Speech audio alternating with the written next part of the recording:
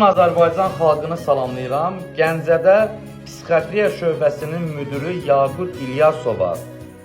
Deyirsən ki, qazilərə don geyindirəcəm.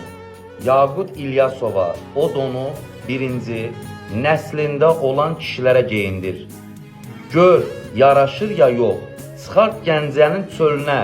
Gör onlara don yaraşır yoxsa yox. Cənab Ali Başkomandan hər çıxışında bildirir ki, məmurlar şəhid ailələri və qazilərə qarşı həssas rəftar edin. Buna baxmayaraq Cənab Ali Başkomandan sizin verdiyiniz əmri bəzi məmurlar icra etmirlər. Öz vəzifə və səlahiyyətlərindən sui-istifadə edib vətəndaşlarımızı aşılayırlar.